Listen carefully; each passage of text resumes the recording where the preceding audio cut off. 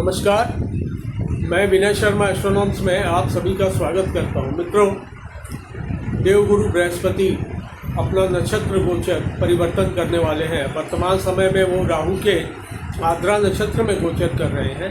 अब वो अपने ही नक्षत्र पुनर्वसु नक्षत्र में गोचर करेंगे 13 अगस्त से। ये गोचर सामान्य नहीं है।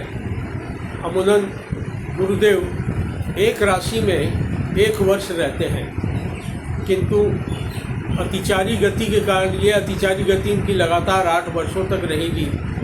ये 12 राशियों का जो भ्रमण है वो 8 वर्षों में ही पूरा कर लेंगे। ये राशियां बहुत जल्दी बदल रहे हैं, किंतु नक्षत्र गोचर जो है वो बहुत देरी से कर रहे हैं। पुनर्वसु नक्षत्र में देवगुरु 5 महीनों की जगह 10 महीने रहे, 303 दिन। पुनर्वसु नक्षत्र जो है, जैसा कि नाम से विदित है, पुनर्वसु यानी पुनः बसना, रीबर्थ, इस चीज़ को इंडिकेट करता है।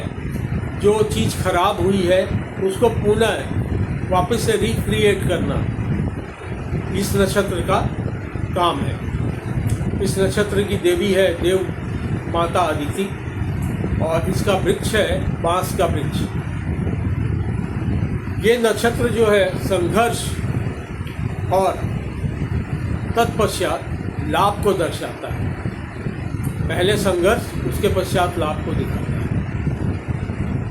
तो प्रत्येक राशि के ऊपर इसका क्या प्रभाव पड़ेगा, इसकी चर्चा के लिए आज यहाँ उपस्थित हुआ हूँ। तो मेष राशि से शुरुआत करते हैं। मेष राशि के तीसरे भाव से गुरु का गोचर हो रहा है और जब गुरु पुनर्वसु नक्षत्र में प्रवेश करेंगे तो इनके संघर्षों में, स्ट्रगल में थोड़ी सी वृद्धि होगी, किंतु इनको लाभ भी अवश्य मिलेगा। बड़े भाई बहनों से, छोटे भाई बहनों से इनके संबंधों में पहले से अधिक सुधार करने की इनको मौका मिलेगा और इनको करना भी चाहिए। अगर ये अपने भाई से संबंधों में सुधार करते हैं तो निश्चित रूप से ये जो नक्षत्र गोचर है ये इनके लिए काफ़ी अच्छा लाभ देके जाएगा। तीसरे घर में बृहस्पति का गोचर कोई बहुत अच्छा नहीं माना जाता, क्योंकि ये संघर्ष का उपचय भाव और गुरुदेव ज्ञान के ग्रह हैं। किंतु पुनर्वसु नक्षत्र में जब ये गोचर करेंगे तो थोड़े संघर्ष अवश्य देंगे, किंतु लाभ भी अवश्य देंगे। इसके बाद बारी आती है वृष राशि की। वृष राशि के दूसरे भाव से गुरु का ये गोचर हुआ। दूसरे भाव में, धन भाव में गुरु अच्छे माने जाते हैं और यहाँ जब पुनर्वसु नक्षत्र में आएंगे, गोचर करेंगे, तो अगर पैतृक संपत्ति को लेके कोई विवाद है तो वो विवाद थोड़ा बढ़ने के बाद उसके पश्चात आपको उसका उपचार भी मिलेगा, उसके उपाय भी मिलेंगे और वो विवाद जो है सुलझने में आपको बहुत सहायता मिलेगी। धन संचय में थोड़े संघर्ष के बाद संचय हो पाएगा और पेट के रोगों से थोड़ा सावधान रहें, खान पान नियंत्रण में रखें, तो ये गोचर आपको निश्चित रूप से अच्छा लाभ देके जाएगा। मिथुन राशि में ही गुरु का गोचर हो रहा है। मिथुन राशि में पुनर्वसु नक्षत्र में जब गोचर होगा गुरु का, तो इनके ज्ञान में अप्रत्याशित रूप से वृद्धि होगी। और इसके अलावा जो ये काम करते हैं, अगर कोई बिजनेसमैन है तो निश्चित रूप से थोड़े से संघर्ष को ये जरूर बढ़ाएंगे पहले, किंतु उसके पश्चात बहुत अच्छा लाभ देखने को मिलेगा। इनके कई सारे नए अनुबंध बनेंगे और बिजनेस को एक्सपेंड करने का अगर सोच रहे थे तो निश्चित रूप से उसमें इनको सफलता मिलेगी। अगर विवाह योग्य कोई युवक है या युवती है तो उसके विवाह होने की संभावनाएं तेज हो जाएगी। तत्पश्चात बारी आती है कर्क राशि की। कर्क राशि के 12वें घर नाश भाव से गुरु का एक गोचर हो रहा है। 12वें घर में गुरु के गोचर को अच्छा नहीं माना। सिर्फ एक ही चीज़ होती है कि ऑलवेज एक न एक डिवाइन सोर्स आपके साथ रहता है और बड़ी बड़ी मुसीबतों में जब आप फंसते हैं तो उससे आपको निकलने का मार्ग भी दिखाता है।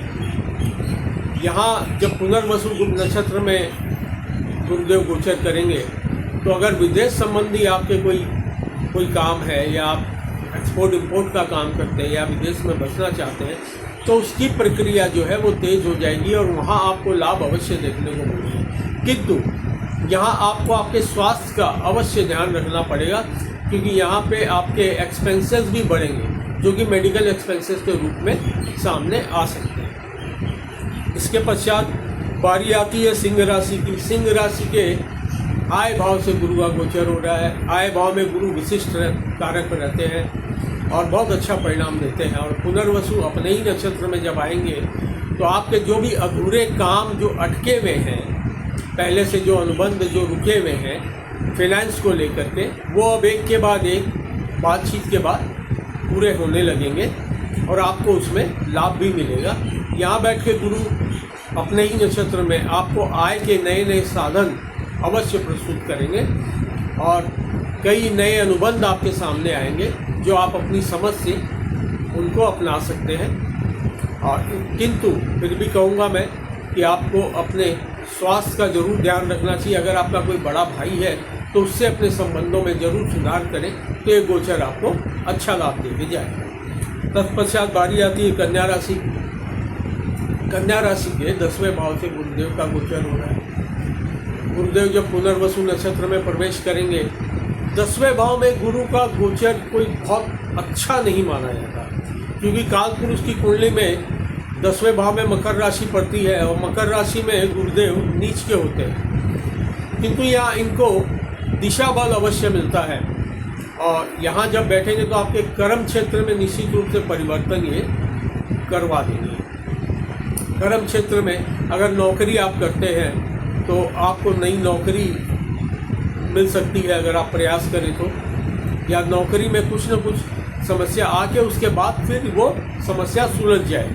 ऐसा ही व्यापार में भी होगा। अगर कोई समस्या चली आ रही है तो वो समस्या यथावत रह के उसके बाद उसको सुधार के उसके बाद ही वो ख़त्म होगी, ऐसे नहीं होगी। तो गुरुदेव यहाँ बैठ कर के, चूँकि उपचय भाव है, तो संघर्ष को थोड़ा बढ़ाएंगे अवश्य, किंतु सफलता ये अवश्य आपको मिलेगी। तत्पश्चात बारी आती है तुला राशि की। तुला राशि के भाग्य भाव धर्म भाव से गुरुदेव का गोचर हो रहा है, जो कि गुरुदेव का स्वराशि स्थान भी माना जाता है। नवा भाव, नवे भाव में कालपुरुष की कुंडली में धनु राशि बनती है, जो कि गुरुदेव की मूल त्रिकोण राशि है। यहाँ पे बैठ के गुरुदेव अति विशिष्ट कारक हो जाते हैं और यहाँ बैठ करके आपको धर्म कर्म में रुचि बढ़ाएंगे अवश्य। और धर्म आपकी तीर्थ यात्राएं हो सकती है बहुत सारी, अगर आप पहले से इच्छुक है उसके। यहाँ के लिए मैं एक ही आपको बात बोलूँगा, अगर आप मंदिर में जाते हैं तो कोई भी तरह की समस्या हो, वो समस्याएं आपकी आती रहेंगी, सुलझती रहेंगी। मंदिर के कारक है देवगुरु। किसी भी मंदिर में जाना शुरू करें तो निश्चित रूप से आपके भाग्य का साथ जो है आपको बराबर मिलता रहेगा। इसके पश्चात बारी आती है वृश्चिक राशि की। वृश्चिक राशि के 8वें घर से गुरु का एक गोचर हो रहा है। 8वें घर में गुरु को अच्छा नहीं माना जाता। यहाँ बैठ कर गुरु कोई ना कोई समस्या अवश्य देते हैं। रोग अगर आपका कोई पुराना है तो वो बड़े रूप में सामने आता है। अचानक लाभ और अचानक नुकसान का ये भाव है, किंतु ये भाव हमारे पूर्व जन्म के कर्मों का भी है पूरा करने का, और इसके पश्चात आप समाधि का भी है और ऑकल्ट साइंस का भी है, गुप्त ज्ञान का भी है। अगर आप किसी तरह के रिसर्च में डूबे हुए कर रहे हैं, रिसर्च कर रहे हैं, तो निश्चित रूप से ये गोचर आपको बहुत अधिक लाभ देके जाएगा। आपको नए नए आयाम देखने को मिलेंगे। किंतु मूल रूप से 8वें घर में गुरु कोई ना कोई समस्या अवश्य देते हैं। अचानक स्वास्थ्य की समस्या ये दे ही देते हैं, तो आप निश्चित रूप से इसका ध्यान रखें अपने स्वास्थ्य का। और कोई भी एक मंदिर आप अवश्य रोज जाएं और गुरुवार के दिन गाय को थोड़ी सी चने की दाल और गुड़ खिलाएं, इससे आपको लाभ अवश्य होगा। इसके पश्चात बारी आती है धनु राशि की। धनु राशि के 7वें भाव से गुरुदेव का गोचर होता है। 7वें भाव में गुरु अच्छा परिणाम देते हैं और यहाँ अपने ही नक्षत्र में जब होंगे तो बहुत ही अच्छा परिणाम देंगे धनु राशि वालों को, क्योंकि सीधी दृष्टि उनके राशि भाव पे पड़ेगी। तो यहाँ उनके व्यक्तित्व में पहले से अधिक चेंज देखने को मिलेगा। ज्ञान में वृद्धि होगी, सम्मान में वृद्धि होगी, व्यापार में नए नए अनुबंध मिलेंगे, नई ऊंचाइयां आप छू सकते हैं। लेकिन यहाँ पे पुनर्वसु नक्षत्र है, चूँकि आपकी प्लानिंग प्रॉपर रहनी चाहिए, क्योंकि यहाँ पे समस्या के बाद ही समाधान मिलने की संभावनाएं मिलती है। पहले ये संघर्ष देते हैं, उसके पश्चात आपको सफलता अवश्य पता होगी। तो जो भी आप प्लान कर रहे हैं अकॉर्डिंग एकदम सोच समझ के उसके बाद ही किसी भी चीज़ में आगे बढ़े। प्लानिंग परफेक्ट रहेगी तो आपको लाभ भी काफ़ी अच्छा मिलेगा। अब बारी है मकर राशि की।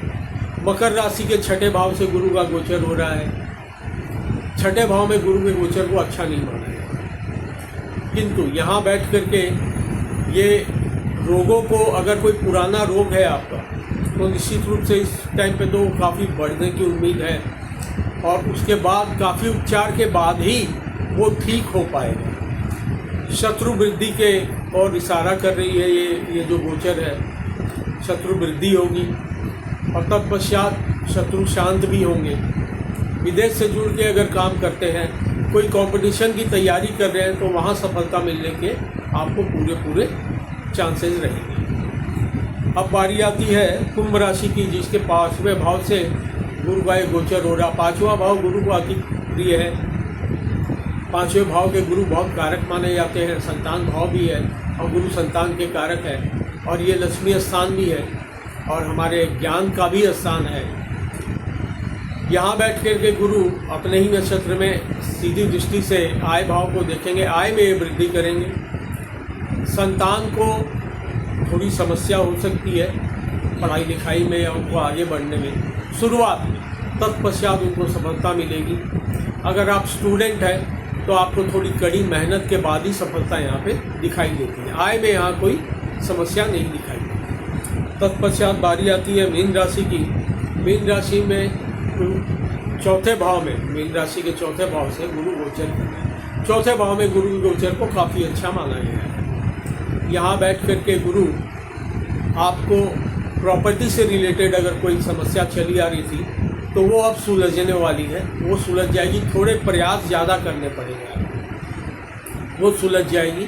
अगर आप लेने के इच्छुक हैं तो उस दौरान आप थोड़े प्रयास आपको बढ़ाने पड़ेंगे आपके, तो निश्चित रूप से आप प्रॉपर्टी ले पाएंगे, वाहन ले पाएंगे। आय में आपके वृद्धि दिखाई देती है। कर्म क्षेत्र में आपके थोड़ा परिवर्तन, तत्पश्चात सफलता दिखाई देती है। तो ये गोचर कुल मिला के मीन राशि के लिए ठीक ही दिखाई देता है, ठीक ठाक दिखाई देता है। अब बारी आती है उपायों की। सभी राशियों वालों को मैं 3 कॉमन उपाय बता रहा हूँ, ये तीनों आप कर सकते हैं, जो कि बहुत आसान है। पहला उपाय है कि आपने आसपास या जहाँ भी आप चाहें एक मंदिर अवश्य आप चुन लें और उसमें रोज जाएं, अंदर जाके दर्शन करें, तत्पश्चात अपने कार्य क्षेत्र में निकल जाएं। दूसरा उपाय है कि अगर हो सके तो प्रत्येक गुरुवार को थोड़ी चने की दाल और गुड़ गाय को जरूर खिलाएं। थोड़ी सी केले का पेड़ अगर आपके घर में है या आसपास कहीं है, थोड़ा सा वहाँ उसकी जड़ में चढ़ा के और गाय को अवश्य खिलाएं। तत्पश्चात किसी भी मंदिर में अगर आप साफ सफाई करते हैं, अगर कष्ट अधिक आपको दिखाई दे रहा है, तो अगर आपके आसपास में कोई मंदिर है तो उसकी साफ सफाई एक टाइम अवश्य करें। तो ये गोचर जो है आप अगर नेगेटिव भी हुआ तो ये बहुत अच्छा परिणाम आपको दे करके जाएगा। विष्णु सहस्त्र नाम का अगर आप पाठ कर सके तो ये गोचर आपको निश्चित रूप से अच्छा है तो और अच्छा लाभ दे के जाएगा, और अगर कुछ नेगेटिव है तो भी बहुत अच्छा लाभ दे के जाएगा। अगर आप विष्णु सहस्त्र नाम स्तोत्र ना पढ़ पाए तो उसी किताब के पीछे भगवान विष्णु के 1000 नाम दिए हुए रहते हैं क्रमशः, उनको आप पढ़ना चालू करें। रोज़ ना पढ़ सके आप गुरुवार पढ़ें तो ये आपको बहुत अच्छा लाभ दे के जाएगा। ये जो उपाय मैंने बताए हैं इनको अवश्य करें और इस गोचर का लाभ उठाएं। धन्यवाद।